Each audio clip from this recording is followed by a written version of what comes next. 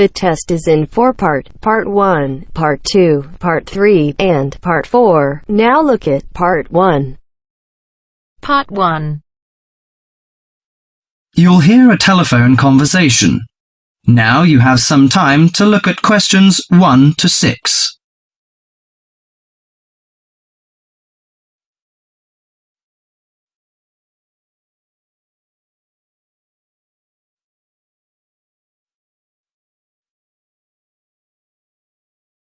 Listen to the conversation and answer questions 1 to 6.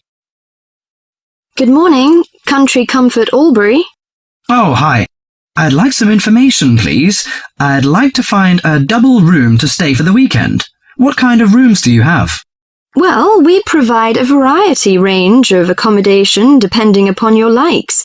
The guest house room costs $45 per night. It provides air conditioning and shower, and a waterfront room costs $80 per night. It has got its own balcony overlooking the foreshore of the lake. And we've got a kid. How do you charge for children? Extra bedding is available if you require that. If the kid is aged 12 and below, the cost is $10 per night for the guest house room and $15 for the waterfront room.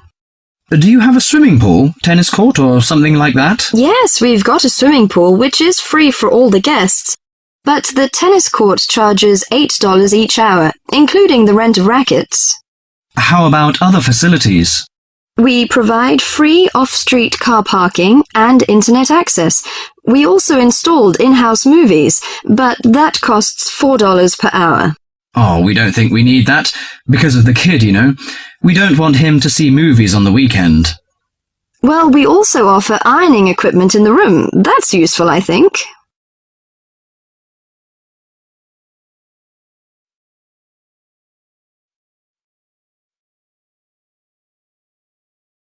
Before listening to the rest of the conversation, you have some time to go through the questions 7 to 10.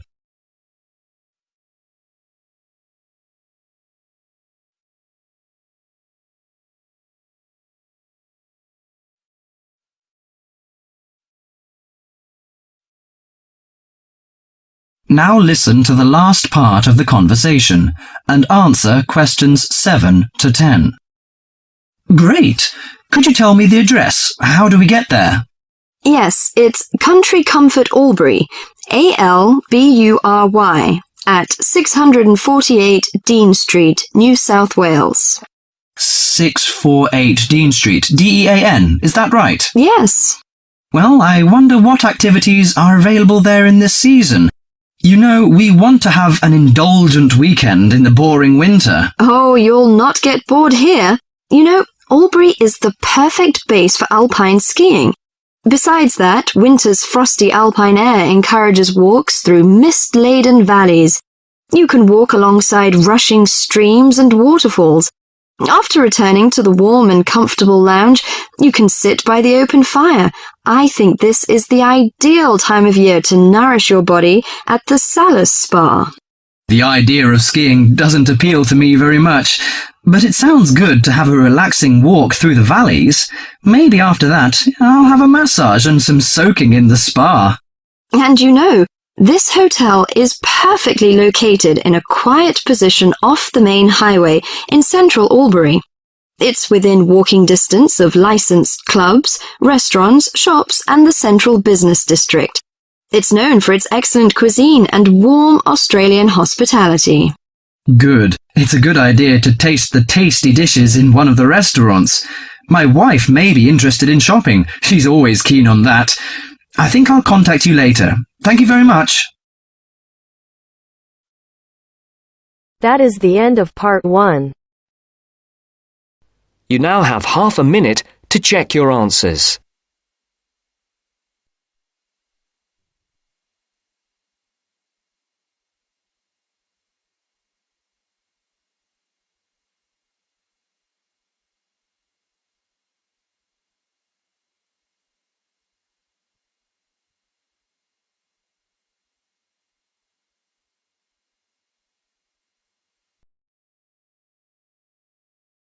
Now turns to Part 2. Part 2. You will hear a trainee teacher called Eve talking to her university tutor about her preparations for teaching practice. First, you have some time to look at questions 11 to 15.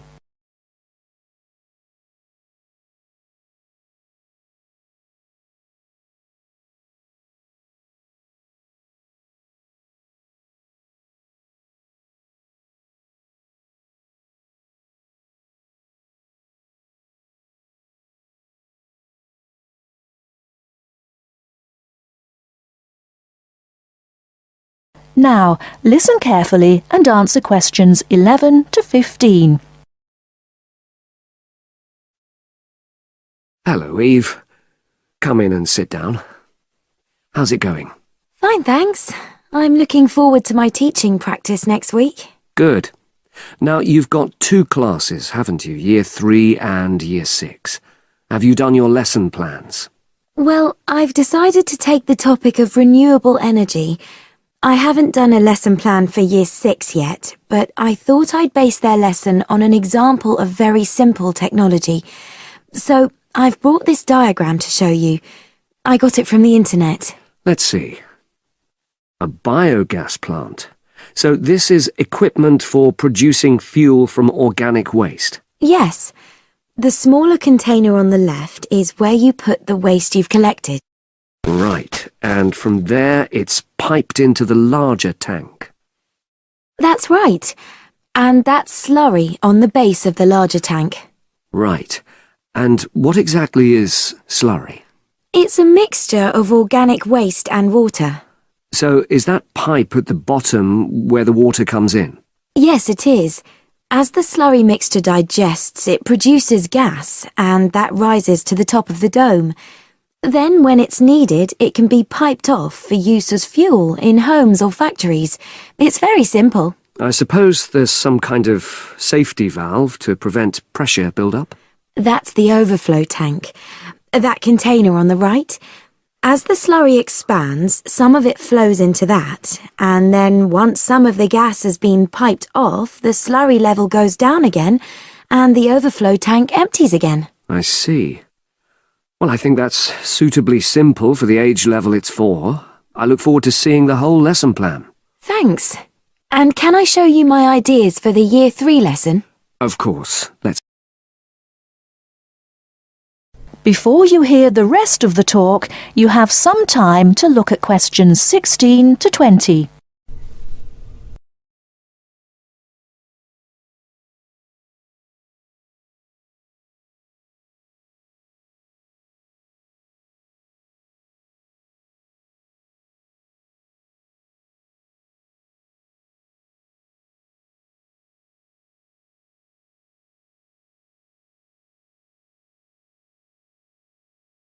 Now listen and answer questions 16 to 20.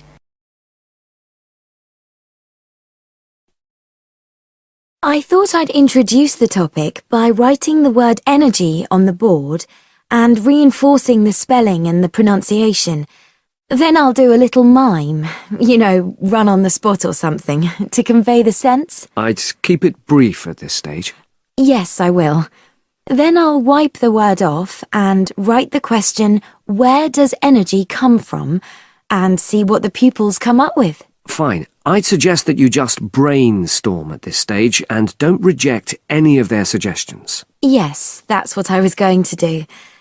Then I've produced a set of simple statements like, energy makes cars move along the road, and energy makes our bodies grow. There are 8 altogether. Are you going to give them out as a handout or write them up on the board? First, put them up on the board, and then I'll read them out loud. And I'll get the pupils to copy them out in their notebooks.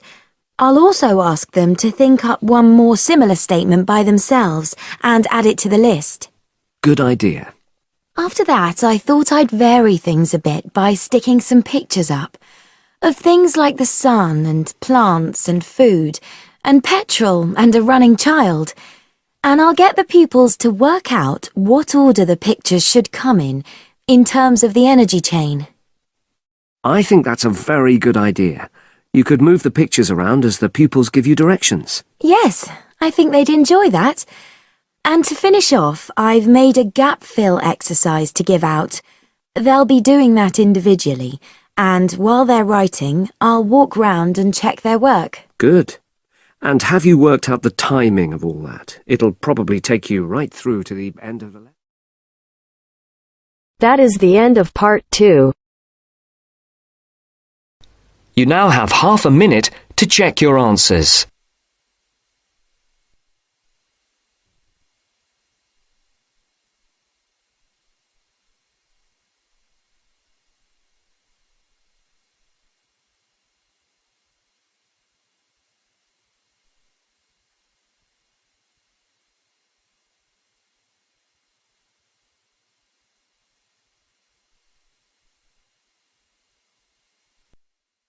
Now turns to part 3.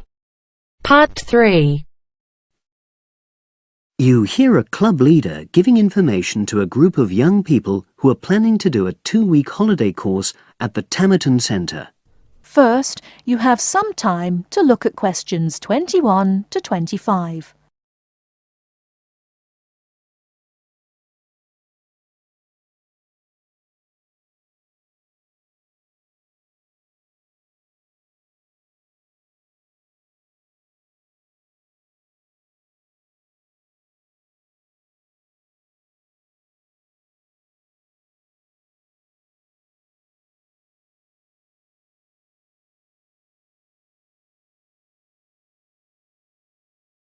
Now, listen carefully and answer questions 21 to 25. Hello, everyone. I've been asked to talk to you this afternoon about next month's trip to Tamerton Study Center for the 2-week course. Now, some of the things I'm going to say you may have already heard or read about, but I think it's important to emphasize a few key points. First of all, it's worth reminding you why Tamerton was set up in the first place, in the late 1960s. That was really before all the concern with preserving the environment, which everyone talks about these days.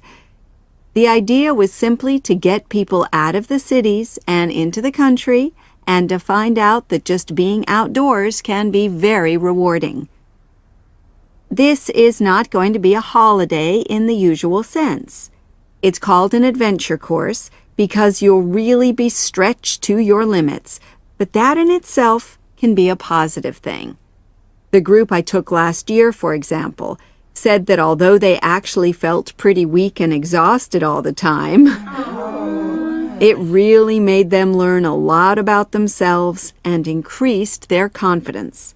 And in the end, that's the most important thing. Now, all of you knew about policies at Tamerton before you signed up for it, so you know that in many ways it's quite old-fashioned. You don't have a lot of choice in what you do. But something which I think makes the place so special is that you get to try so many different things every day.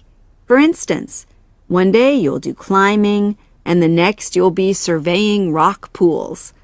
It's not intended that you become an expert in any of them. It's more like a taster, which you can follow up if you want. And there isn't a lot of free time. Organized activities and talks, etc., go on until 9 p.m., and lights go out at 11 p.m. There are table tennis tables with all the equipment and board games, though I have to say the pieces often go missing, so it's a good idea to take your own. There's a DVD player with a good selection of films suitable for this age group, so don't take yours. Bedtime at 11 p.m. is strictly enforced, and there's a good reason for this. You're all under 18, and we organizers need to know that all group members are accounted for in the house as we close for the night. And of course, you'll be so exhausted anyway that you'll be too sleepy to want to cause any trouble. Before you hear the rest of the talk, you have some time to look at questions 26 to 30.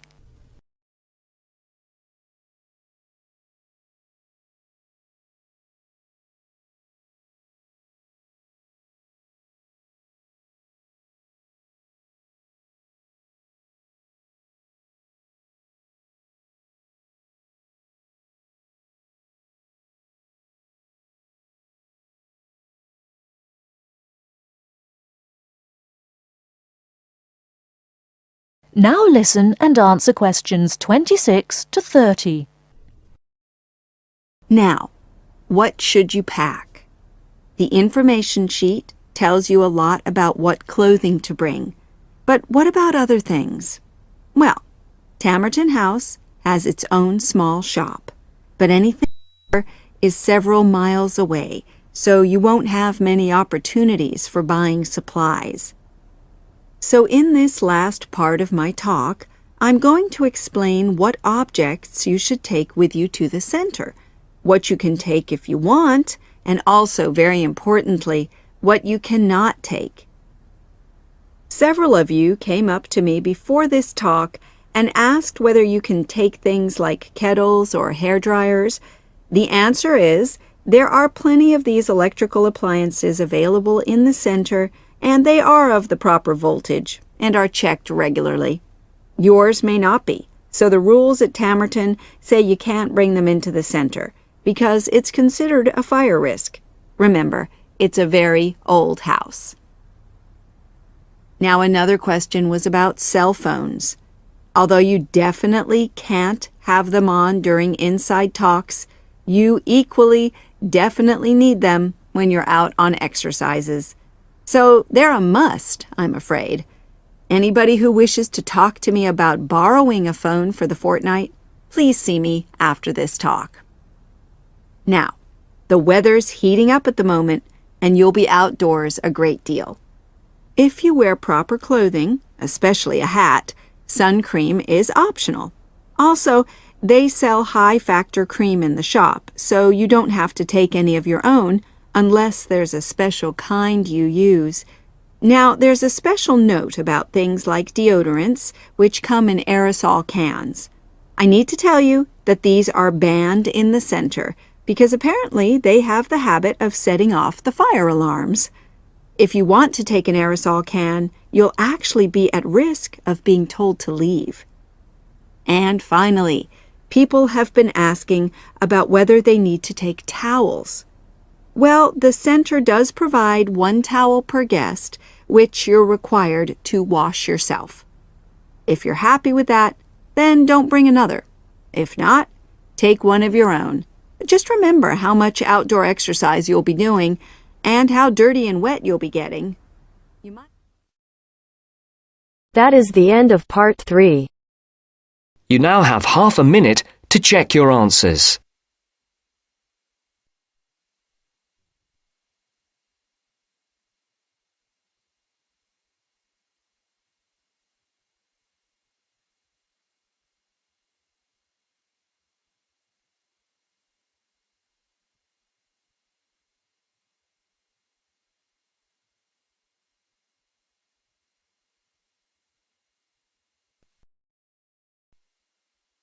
Now turns to part 4.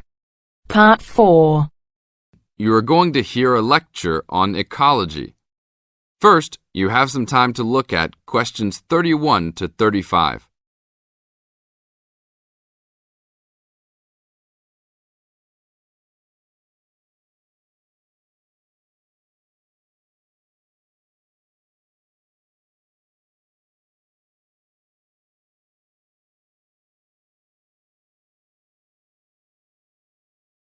Now listen to the tape and answer the questions. Good afternoon. I'd like to turn it over to Dr. Carey, who will talk about the programme in restoration ecology. Thanks, Chris. A lot of people think that human beings can do whatever they want to the environment. But as Aldo Leopold taught, land is a system of interdependent parts which should be regarded as a community and not a commodity. Well, that idea has influenced what we teach here in our program, where students come from all over the world to learn about restoring native plant communities back into an ecologically natural state. This field is therefore a combination of formal science with practical applications, and that is quite attractive to many people. We have students, for example, from many different nations who come just to take part in this unique program. Our location is also quite unique. We have the world's oldest restored native plant community in Curtis Prairie at the Wisconsin Arboretum. Some say that this is proof that the science of restoration ecology was birthed in Wisconsin. Well, that may be oversimplified, but our reputation is strong. But students don't have to study prairies only. One student, Edmund Mukala from the Congo, came to study restoring ancient wetlands in the Congo using knowledge gained from historic samples of the soil seed bank. Not all the seeds survived, but some can remain dormant for many years. Mr. Mukala wanted to find out what type of community would be most similar to that ancient seed bank. He has recently returned to the Congo and is now cooperating with the government to implement his findings.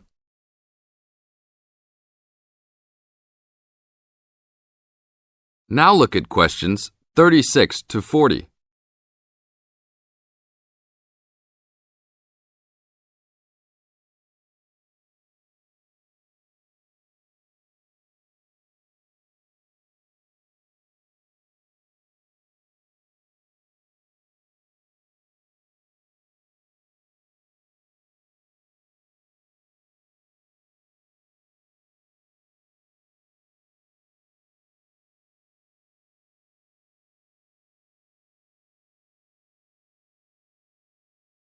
As the talk continues, answer questions 36 to 40.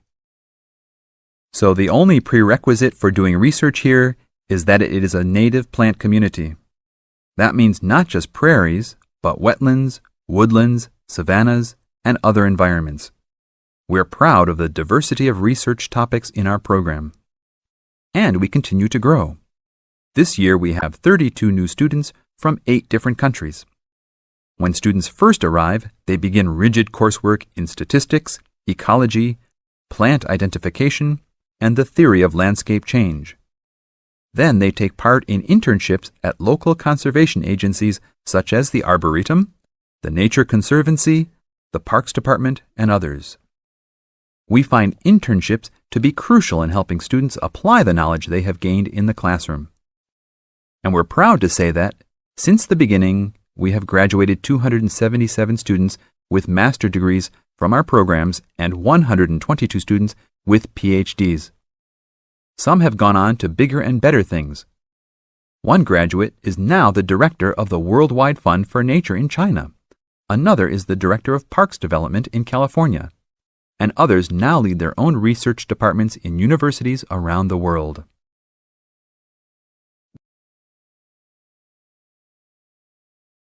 That is the end of part 4. You now have half a minute to check your answers.